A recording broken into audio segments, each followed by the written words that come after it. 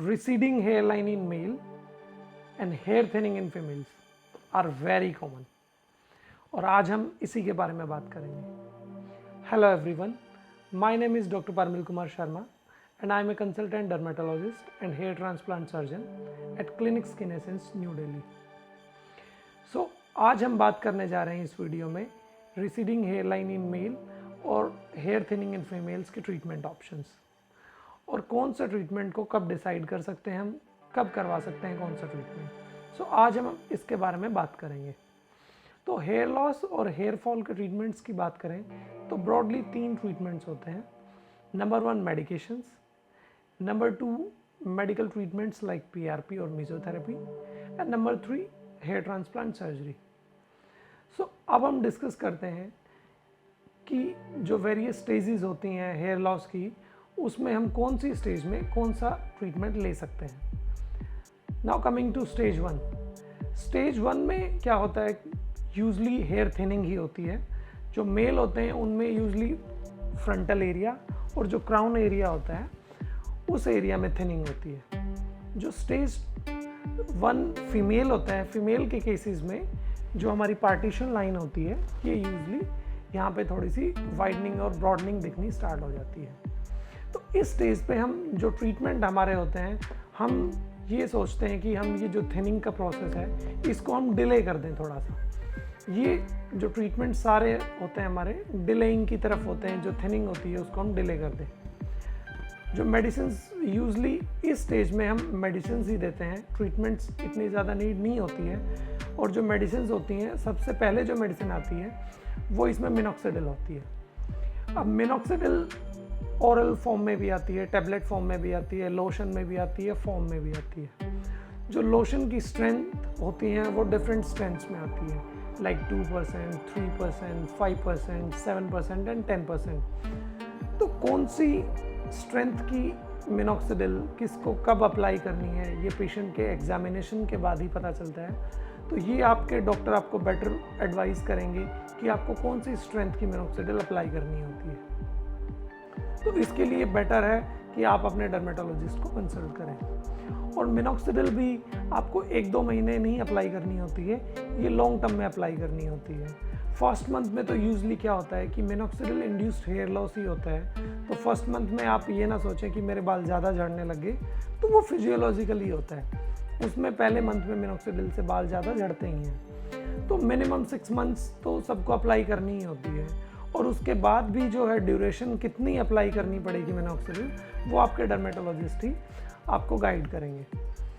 अब बात करते हैं मिनॉक्सिडिल से क्या साइड इफ़ेक्ट भी हो सकते हैं कुछ। तो इसमें आपको स्कैल्प पे इरिटेशन हो सकती है, रेडनेस हो सकती है। तो ये कुछ माइनर साइड इफ़ेक्ट हो सकते हैं, तो आपके डर्मेटोलॉजिस्ट आपको हेल्प करेंगे और ये कोई ज़्यादा प्रॉब्लम करने वाले साइड इफ़ेक्ट्स नहीं होते हैं।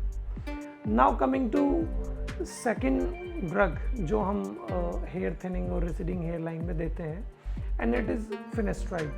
जो फिनेस्ट्राइड है वो प्रिस्क्रिप्शन बेस्ड ड्रग ही है। तो इसके लिए आपको अपने डर्मेटोलॉजिस्ट के पास ही जाना पड़ेगा और वो आपको प्रिस्क्राइब करेंगे। जो फिनेस्ट्राइड है मेल्स में हम इजीली प्रिस्क्राइब कर देते हैं, इतने कुछ ज़्यादा प्रॉब्लम नहीं होती है, लेकिन फीमेल्स के केस में प्रॉब्लम हो सकती है।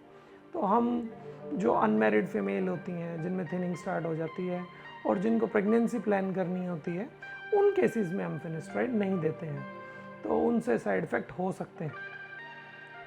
तो मेडिकल ट्रीटमेंट्स यूजली जो मेडिसिन्स होती हैं वो एक फिनेस्ट्राइड है जो प्रिस्क्रिप्शन बेस्ड ड्रग है, और पहले ही हमने डिस्कस की थी मिनॉक्सिडिल जो कि एक OTC ड्रग है, over the counter available drug है। तो ये स्टेज 1 में यूजली यही मेडिसिन्स मेनली दी जाती हैं। Now coming to stage 2। Stage 2 में क्या होता है, जो हेयर थिनिंग है और जो रिसीडिंग हेयर लाइन है स्टेज 1 के कंपैरिजन में वो थोड़ा सा बढ़ जाती है, तो वो थोड़ा सा हेयर थिनिंग ज़्यादा विजिबल होने लग जाती है। तो इन केसेस में हम स्टेज 2 के केसेस में हम मेडिकेशंस जो हमने डिस्कस की थी मिनॉक्सिडिल एंड फिनेस्ट्राइड, उनके साथ साथ हम कुछ ट्रीटमेंट्स भी पेशेंट को एडवाइस करते हैं ताकि हमें ऑप्टिमम डिज़ायर्ड रिजल्ट्स मिल सकें। और जहाँ तक ट्रीटमेंट्स की बात करें तो मोस्ट पॉपुलर ट्रीटमेंट जो है वो है PRP। PRP की फुल फॉर्म होती है platelet rich plasma therapy. PRP India में ही नहीं बल्कि वर्ल्ड वाइड काफ़ी फेमस है हेयर थिनिंग और रिसीडिंग हेयर लाइंस के ट्रीटमेंट में। तो पीआरपी को ग्रोथ फैक्टर ट्रीटमेंट के नाम से भी जाना जाता है। तो पीआरपी में हम क्या करते हैं? पीआरपी में हम यूजली 15 to 20 ml पहले ब्लड एक्सट्रैक्ट करते हैं और उसके बाद हम उस ब्लड को सेंट्रीफ्यूज करते हैं। सेंट्रीफ्यूज करने के बाद उसमें एक येलो जो पोर्शन होता है ब्लड का वो सेपरेट हो जाता है और उसको हम इंसुलिन सिरिंज में फिल कर लेते हैं और फिर हम उसको नंबिंग क्रीम या टॉपिकल एनेस्थीसिया देने के बाद स्कैल्प में इंजेक्ट कर देते हैं। तो पीआरपी करता क्या है? जब हम पीआरपी को इंजेक्ट कर देते हैं तो प्लेटलेट्स जो होती हैं पीआरपी में वो रप्चर होती हैं और उनमें से ग्रोथ फैक्टर्स रिलीज होते हैं। अब ये ग्रोथ फैक्टर्स आपके हेयर के फॉलिकल की ग्रोथ को प्रमोट करते हैं। तो इस तरह से पीआरपी आपकी थिनिंग में और रिसीडिंग हेयर लाइन में हेल्प करता है। जो दूसरा ट्रीटमेंट यूजली किया जाता है उसको बोलते हैं मीजोथेरेपी। मीजोथेरेपी में essential nutrients like amino acids, vitamins, इसको हम इंजेक्ट करते हैं स्कैल्प में और ये भी एक एसेंशियल न्यूट्रिएंट्स हैं तो आपकी हेयर की ग्रोथ को प्रमोट करता है। Now coming to stage 3। Stage 3 में क्या होता है? जो हेयर थिनिंग और रिसीडिंग हेयर लाइन स्टेज 2 में थी उससे ज़्यादा हो जाती है। यूजली बॉल्डनेस दिखने लग जाती है। मेल के केस में तो फ्रंटल एरिया और ये जो क्राउन एरिया इसमें बॉल्डनेस दिखने लग जाती है।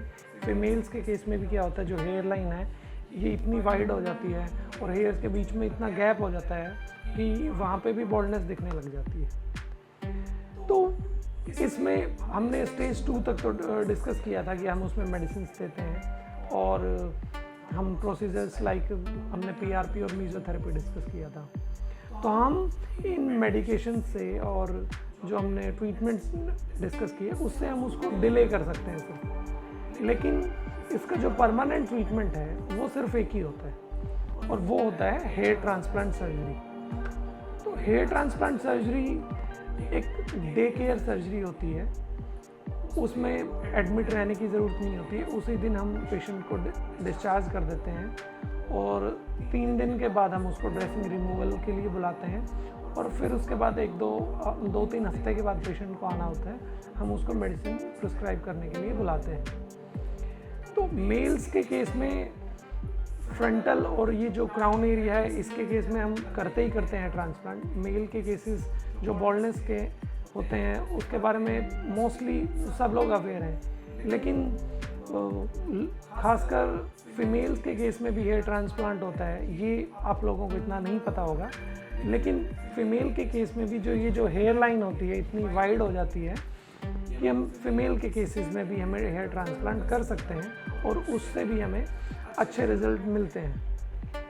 हेयर ट्रांसप्लांट में यूजुअली जो जेनेटिक हेयर लॉस से अनअफेक्टेड हेयर्स होते हैं, दैट मीन्स कि जो पीछे वाले हेयर्स होते हैं हम यहाँ से इनको एक्सट्रैक्ट करते हैं और जो बॉल्ड एरिया होता है यूजुअली फ्रंट और क्राउन, उसमें हम उसको इम्प्लांट कर देते हैं। इसीलिए जो हेयर ट्रांसप्लांट के रिजल्ट्स होते हैं वो परमानेंट होते हैं। Regarding the techniques of hair transplant मैं उसका वीडियो बना चुका हूँ और अगर आपको हेयर ट्रांसप्लांट की टेक्निक्स के बारे में डिटेल्ड इन्फॉर्मेशन चाहिए तो आप नीचे वीडियो का लिंक दिया हुआ है, उसको आप देख सकते हैं।